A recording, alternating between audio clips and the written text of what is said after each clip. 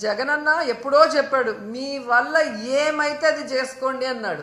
ఇంకా అంతకన్నా ఏం చెప్పాలి? మీ వల్ల ఏమైతే అది చేసుకోండి అని చెప్పాడు కదా. జగనన్న భయపడతాడని మీరు అనుకుంటారా? ఈ రాష్ట్రంలో చిన్న పిల్లోడిని అడిగినా చెప్తారు జగనన్న ఎంత ధైర్యవంతుడో.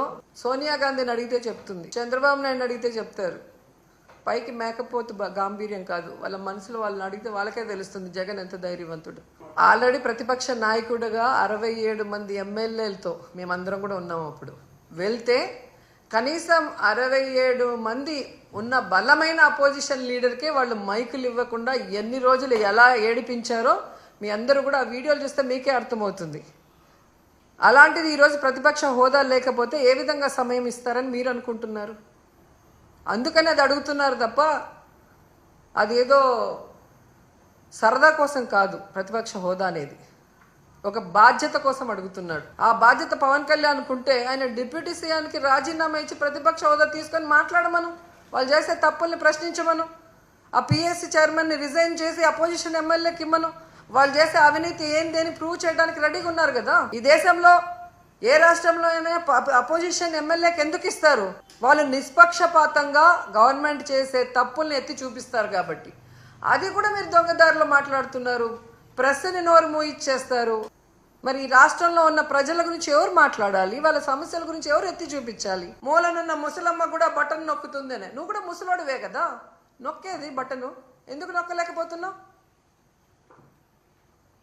జగనన్నని హేళనగా మాట్లాడటం కాదు, జగనన్నలాగా 1 సంవత్సరం పరిపాలించి చూడు, తెలుస్తుంది. హుందాతనం గురించి పవన్ కళ్యాణ్ మాట్లాడటం కామెడీగా ఉంది నాకు. ఎందుకంటే ఒక సినిమా ఇండస్ట్రీలో పవర్ స్టార్గా ఉన్నప్పుడు అది వదులుకొని పాలిటిక్స్కి వస్తే సర్వీస్ చేస్తారని ప్రజలు నమ్ముతారు. కానీ ఏ రోజుకి ఆ రోజు, ఏ ఎండకు ఆ గొడుగు పట్టుకుంటూ తన స్వలాభాన్ని చూసుకుంటూ ప్రజల్ని గాలి కొదిలేయటం ఈ రాష్ట్ర ప్రజలు ఆయన పార్టీ పెట్టిన రోజు నుంచి గమనిస్తున్నారు. ఈ రాష్ట్ర ప్రజలకు కానీ, నీ పార్టీ నాయకులకు కానీ, మీ కులం వాళ్ళకు కానీ మీరు ఏం చేశారు అని చెప్పండి.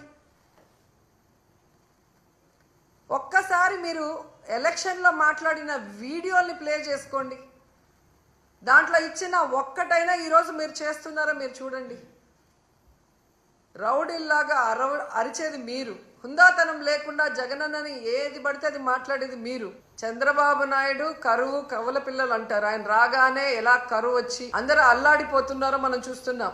గిట్టుబాటు ధర లేదు, అలాగే పెట్టుబడి సహాయం లేకపోతే ఆ రైతులు ఏమవ్వాలి? చదువుకున్న పిల్లలకి ఉద్యోగాలు ఇస్తాం లేదా నిరుద్యోగ భృతి 3000 ఇస్తామని చెప్పి మోసం చేసి అధికారంలోకి వచ్చాక ఈరోజు మీరు చూస్తే ఏ విధంగా వాళ్ళందరికీ కాంట్రాక్ట్ ఉద్యోగాలు కానీ అలాగే అవుట్సోర్సింగ్ ఉద్యోగాల్ని ఎలా తీసేస్తున్నారో, ఉన్న వాళ్ళని వాలంటీర్స్ని ఎలా తీసేశారో మనం చూస్తున్నాం. ఉద్యోగం ఇస్తా లేదా నిరుద్యోగ భృతి ఇస్తామన్న పెద్ద మనుషులు ఉద్యోగాలు ఇవ్వలేదు, నిరుద్యోగ భృతి ఇవ్వలేదు. 9 నెలలు అవుతున్నా కానీ ఆల్రెడీ ఉన్న అవుట్సోర్సింగ్ ఎంప్లాయీస్ని అలాగే కాంట్రాక్ట్ ఎంప్లాయీస్ని వాలంటీర్స్ని లక్షలాది మందిని తీసేసి వాళ్ళ కడుపు ఎలా కొట్టారో ఈరోజు అందరూ కూడా గమనించాలని కూడా ఈ సందర్భంగా తెలియజేసుకుంటున్నాను. ముఖ్యంగా ఉద్యోగస్తులు చంద్రబాబు నాయుడు వస్తే ఏదో చేసేస్తాడు అని దేవుడు లాంటి జగనన్నని ఈరోజు ఓడించడానికి కంకణం కట్టుకున్నారే. ఈరోజు మీకు డిఏ లేదు, ఐఆర్ లేదు, కనీసం పిఆర్సీ కూడా లేదు. చంద్రబాబు నాయుడు అబద్ధాలు చెబితే చాలా కమ్మగా ఉంటాయి, నమ్మి ఓటేశారు. పోనీ మొదటిసారి ముఖ్యమంత్రి కాదు కదా చంద్రబాబు నాయుడు. గతంలో 3 సార్లు ముఖ్యమంత్రిగా చేసినప్పుడే ఇచ్చిన వాగ్దానం ఏ రోజు నెరవేర్చడు, అన్ని వర్గాల వారిని ఎలా అవమానించి మోసం చేస్తాడో తెలిసి కూడా మళ్ళీ ఆయన్ని నమ్మి ఓటేసిన మిమ్మల్ని చూస్తే నాకు జాలేస్తుందని కూడా ఈ సందర్భంగా తెలియజేసుకుంటున్నాను. ఎందుకంటే ఏదైనా చేయగలిగితే అది జగనన్న చేస్తాడు, జగనన్న చేయలేకపోతే ఏ ముఖ్యమంత్రి చేయలేడు అని అనేక ప్రెస్ మీట్లో నేను చెప్పడం జరిగింది.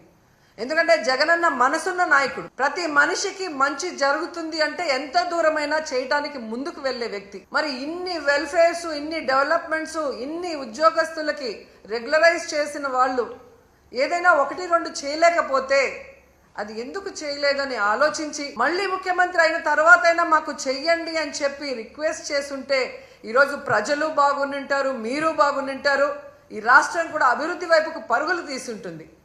కానీ ఈరోజు ప్రజలు నాశనం అయిపోతున్నారు, రాష్ట్రం నష్టపోతుంది, ఉద్యోగస్తులు నష్టపోతున్నారు. ఈ విషయం ఇప్పటికైనా గమనించాలని ప్రతి ఒక్కరిని కూడా కోరుకుంటున్నాను.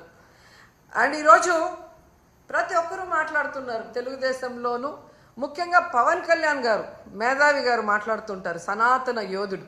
జగనన్న ఈరోజు ప్రజా సమస్యల్ని మాట్లాడటం కోసమే అసెంబ్లీలో ప్రతిపక్ష హోదాను అడుగుతున్నారు.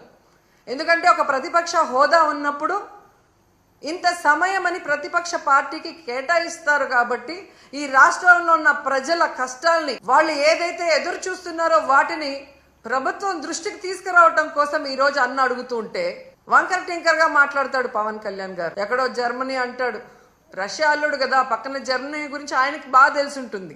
కానీ ఆంధ్రప్రదేశ్లో ఏం జరుగుతుందో ఆయనకు తెలియకపోవడం మాకు బాధాకరం. నేను హైయెస్ట్ సీట్స్ గెలుచుకున్నాను కాబట్టి అసలు ప్రతిపక్ష హోదా నాకుండాలి అన్నాడు. సంతోషం, నువ్వు ప్రతిపక్ష నాయకుడిగా ఉండి చంద్రబాబు నాయుడు చేసే తప్పుల్ని నిలదీస్తాను, ప్రజల పక్షాన ఉండి పోరాటం చేస్తాను అంటే వెంటనే మీ డిప్యూటీ సీఎం పోస్టుకి రాజీనామా చేసి ప్రతిపక్ష హోదా తీసుకొని ఎదురుగా కూర్చొని ఆయన చేసే తప్పుల్ని ఎత్తి చూపించండి. ఆ పని మీరు చేయలేరు కదా. చంద్రబాబు నాయుడికి కష్టం అంటే డైవర్షన్ పాలిటిక్స్ చేస్తారు, చంద్రబాబు నాయుడు గారికి కష్టం అంటే రోడ్డు మీద పడుకుంటారు. కానీ ఈ రాష్ట్రంలో ఆడపిల్లలు రేప్ అవుతున్నా, మర్డర్ అవుతున్నా, విద్యార్థులు రోడ్ల మీదకి వచ్చి చెప్పులతో కొట్టుకుంటున్నా, వాళ్ళకి జరిగిన అన్యాయానికి మీరు హాస్పిటల్ బెడ్ మీద పడుకొని ఏమీ విన్నట్టు ఉంటారు. ఎన్నికల ముందు మీ స్పీచ్లో ఆవేశంగా మీరు చెప్తుంటే నిజమని నమ్మిన వాళ్ళు ఈరోజు వాళ్ళ చెప్పులతో వాళ్ళు కొట్టుకుంటుంటే అయినా మీకు అర్థమవుతుందంటే అది కూడా అర్థం కాకుండా మళ్ళీ జగనన్నను బ్లేమ్ చేస్తున్నారు. మీకు నిద్రపోయినా, మెలుకున్నా, అసెంబ్లీకి వచ్చినా, బయటకు వెళ్ళినా ఎప్పుడు జగన్ జగన్ జగన్ జగన్ని ఎలా తిట్టాలి, జగన్ మీద ఎలా దుమ్మెత్తిపోయాలన్న ఆలోచన తప్ప మరొకటి లేదా? మెజారిటీ సీట్లు మీకున్నాయని గొప్పగా చెప్పుకుంటున్నప్పుడు 11 సీట్లను ఎక్కిరించే మీరు 11 సీట్లున్న జగనన్నకి ప్రతిపక్ష హోదా ఇవ్వడానికి ఎందుకు భయపడుతున్నారు?